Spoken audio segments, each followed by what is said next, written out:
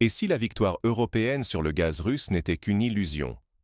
Imaginez, après 4 ans d'efforts, des centaines de milliards investis, des kilomètres de pipelines posés et une stratégie énergétique bouleversée, l'Europe pensait enfin s'être affranchie de Moscou. Le terminal de Mukran, sur la côte allemande, devait incarner cette nouvelle indépendance, recevant du gaz naturel liquéfié, GNL, d'Amérique, et d'ailleurs avec une promesse, plus jamais dépendant de la Russie. Mais en février 2026, tout s'effondre sous une vague de froid historique. La Baltique gèle, immobilisant Mukran, bloquant les navires, paralysant le port. Les tankers américains attendent, coincés. Les terminaux flottants, prouesses technologiques, deviennent inutiles. Les chaudières allemandes s'arrêtent. Plus de gaz, plus de flux, plus de symboles. Dans ce silence médiatique, un navire russe fend la glace.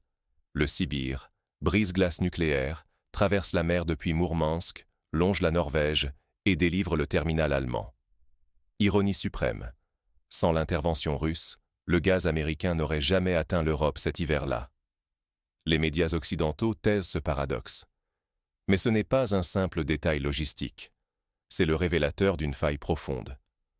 L'Europe n'a pas brisé ses chaînes. Elle a déplacé sa dépendance et reste vulnérable. Ignorer cette réalité coûtera cher. Milliards engloutis, compétitivité en chute, souveraineté énergétique hors d'atteinte. Comment l'infrastructure la plus stratégique d'Allemagne s'est-elle retrouvée otage de la logistique russe? Voyons les faits. Pourquoi Mukran symbolisait-il la liberté énergétique allemande? Pour comprendre, revenons à l'hiver 2022, quand l'Allemagne, frappée par la guerre en Ukraine et la crise du gaz russe, décide de ne plus dépendre de Moscou. Berlin se lance alors dans une course contre la montre. Investir, construire, réorganiser tout son approvisionnement. Des centaines de milliards sont injectés dans de nouveaux terminaux méthaniers, des infrastructures neuves, des contrats avec des fournisseurs américains, norvégiens, néerlandais. L'objectif? Remplacer chaque mètre cube de gaz russe par du GNL venu d'ailleurs, à n'importe quel prix. Parmi ces efforts, Mukran devait être la vitrine de cette nouvelle ère. Ce terminal moderne, sur la Baltique, devait prouver que l'Allemagne savait se réinventer. Ici, les méthaniers américains, norvégiens, néerlandais déchargeaient leur gaz liquéfié, qui, regazéifié, alimentait foyers et usines. Mukran, c'était le symbole d'une souveraineté retrouvée. Les plans étaient ambitieux, dépasser 13 milliards de mètres cubes par an, fournir l'Allemagne et ses voisins, tourner la page russe. Dans les discours officiels, cette politique incarnait l'indépendance, garantir la sécurité énergétique, protéger l'économie et jamais plus être pris en otage par un fournisseur hostile. Mais derrière l'image d'une Europe autonome, la réalité était bien plus nuancée. Le coût de la transition fut immense. Des centaines de milliards engloutis, des industriels étranglés par des prix élevés, une compétitivité en berne et des citoyens inquiets face à la précarité énergétique. Tout cela pour une promesse, l'autonomie énergétique à tout prix. Pourtant, malgré ces efforts, l'hiver 2026 va révéler la fragilité du système et bousculer toutes les certitudes européennes. Que vaut une indépendance si, à la première tempête, tout s'arrête? C'est la question posée en février 2026, quand la Baltique se fige sous un froid extrême. À Mukran, terminal gazier allemand, les glaces s'accumulent, épaisses, impénétrables. Les canaux se bloquent, la circulation maritime est paralysée, les méthaniers chargés de GNL américains s'allongent en file indienne devant un port inaccessible. L'Europe, qui misait sur la diversification, découvre brutalement la force de la nature et la limite de ses investissements.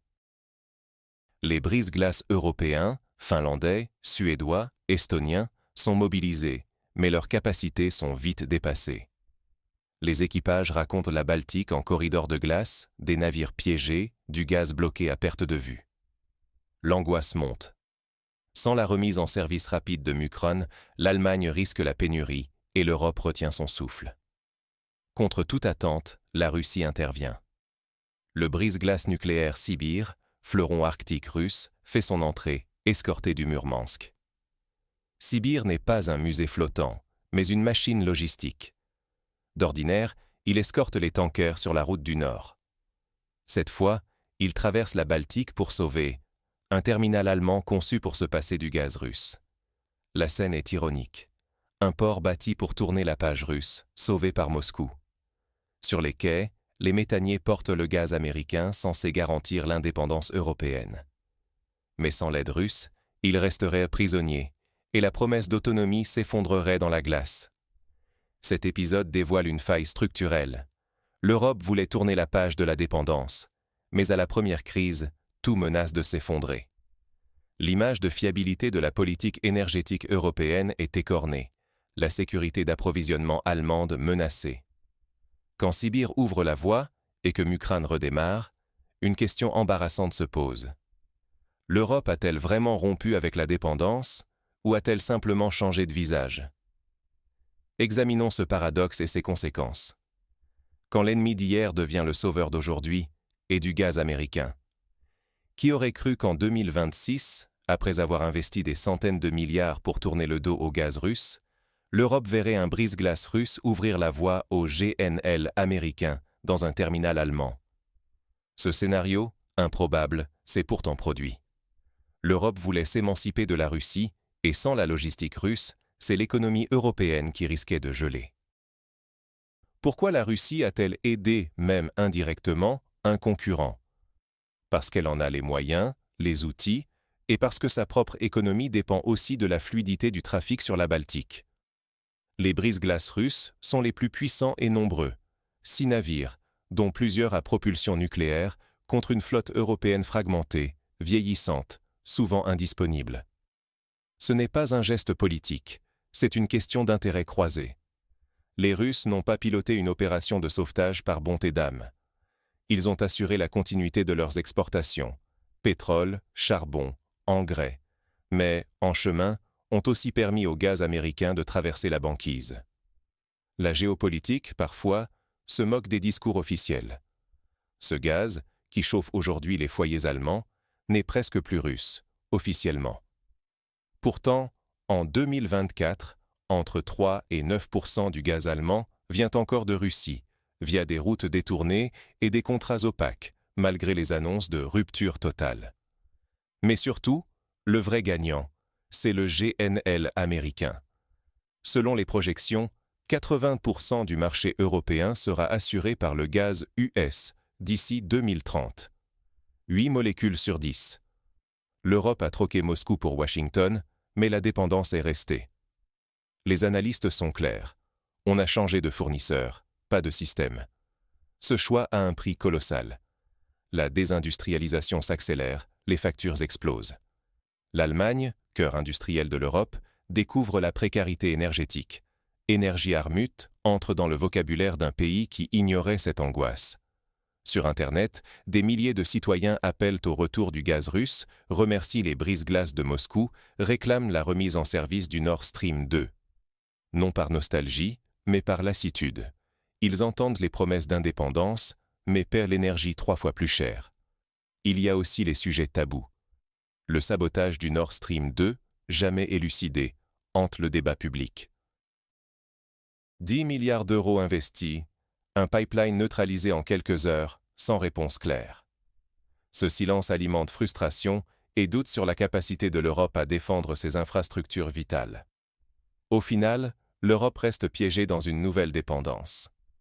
Si elle n'élabore pas une stratégie robuste, elle risque de s'enfermer dans la tutelle américaine, sans flotte de brise-glace ni souveraineté logistique pour garantir seule sa sécurité énergétique. Ce paradoxe est le miroir cruel de l'autonomie proclamée depuis Bruxelles. Quelles leçons tirer de cette crise, et l'Europe peut-elle reprendre le contrôle de son destin énergétique? L'indépendance ne se décrète pas, elle se construit par des choix lucides et des moyens adaptés. L'hiver 2026 a montré que l'Europe, malgré ses milliards investis, manquait de réalisme logistique. La scène du brise-glace russe devant Mukran n'était pas un incident météo. C'était la preuve de nos faiblesses. L'Europe ne dispose pas d'une flotte de brise-glace capable de garantir l'accès à ses terminaux GNL en hiver extrême. C'est une faille logistique et une vulnérabilité stratégique, tant commercialement que militairement.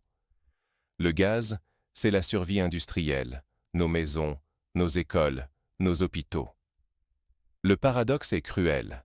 Alors que les discours proclament la fin de la dépendance russe, la réalité oblige à composer avec Moscou. Quand la glace bloque nos ports, les sanctions s'effacent devant l'urgence. On a remplacé un tuyau russe par un pont logistique russe, pour que du gaz américain arrive. Tout cela parce que la Russie a la flotte que l'Europe n'a pas, et que les États-Unis, en position de force, vendent leur GNL à des prix fluctuants, soumis à leur politique intérieure. Ce n'est pas une fatalité, mais c'est un fait. Choisir le GNL américain, c'est accepter d'être tributaire de Washington, de ses choix. On a cru s'émanciper d'une dépendance et on s'est enchaîné à une autre, parfois plus coûteuse. La souveraineté énergétique ne se limite pas à diversifier les fournisseurs. Elle exige d'investir massivement dans des infrastructures résilientes, adaptées à nos besoins et à nos spécificités. Cela veut dire développer une flotte de brise-glace, renforcer nos stockages, nos réseaux, et cesser de croire que la rhétorique suffit à garantir notre sécurité. Le plus grand risque serait de ne pas tirer les leçons, de continuer à raisonner comme si tout était maîtrisé, alors que la réalité nous a frappés. Ne pas agir, ce serait accepter de revivre, à chaque hiver difficile, la même impasse, chaque fois plus chère et humiliante. Il est temps de regarder nos vulnérabilités en face, d'admettre qu'aucune indépendance ne se construit contre la réalité physique des infrastructures et de la logistique. L'Europe doit choisir entre l'illusion d'indépendance et la réelle capacité d'action. Europe, as-tu changé de maître ou seulement de dépendance? Cette question résume le paradoxe de l'hiver 2026. Après des années de discours sur la souveraineté énergétique, de promesses et de centaines de milliards investis pour tourner la page du gaz russe, il a suffi d'un froid exceptionnel en mer Baltique pour révéler la vérité. Face aux glaces, l'Europe s'est retrouvée impuissante. Et ce qui devait symboliser l'indépendance, le terminal de Mukran, n'a survécu que grâce aux brise-glaces russes. Ironie du sort. La Russie, exclue, a permis à l'Amérique d'acheminer son gaz aux foyers allemands. Ce n'est pas une anecdote. C'est le miroir d'une stratégie. On a remplacé le gaz russe par du gaz américain, mais la vulnérabilité logistique demeure. Pire, la structure de notre dépendance s'est complexifiée. Aujourd'hui, 80% du GNL importé pourrait venir des États-Unis d'ici 2030, une perspective qui inquiète les capitales européennes. Les sanctions contre Moscou, présentées comme hermétiques, s'avèrent poreuses dès qu'elles menacent le quotidien des Européens.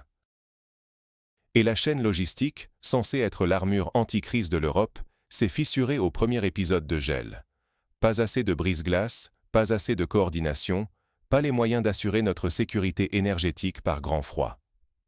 Au final, à qui profite cette indépendance? Pas aux citoyens, qui voient leurs factures énergétiques flamber, ni aux industriels, qui délocalisent ou réduisent faute de compétitivité. Pas davantage aux États, qui découvrent leur impréparation face à des réalités géopolitiques et techniques qui ignorent les slogans. L'épisode du brise-glace russe, c'est l'image d'une Europe stratégique prise en tenaille, pressée par l'agenda américain, coincée par les réalités russes, incapable de tracer une voie autonome.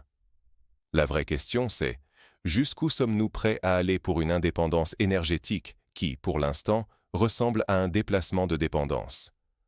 Quel prix sommes-nous prêts à payer, en argent, en emploi, en souveraineté, pour un résultat dont la fragilité saute aux yeux au premier incident? Et surtout, quand osera-t-on regarder en face cette réalité gênante? Qu'aucune transition, aucun investissement massif ne remplace la nécessité de poser les bonnes questions et de faire des choix qui ne soient pas dictés par l'urgence ou les intérêts extérieurs? Votre avis m'intéresse. L'Europe a-t-elle commis une erreur en troquant une dépendance pour une autre? Ou ce prix valait-il d'être payé? Dites-le-moi dans les commentaires, débattons sans filtre, car c'est ce débat lucide qui manque aujourd'hui. Merci d'avoir suivi cette analyse, et restons vigilants. Le vrai coût de l'indépendance européenne commence à peine à se révéler.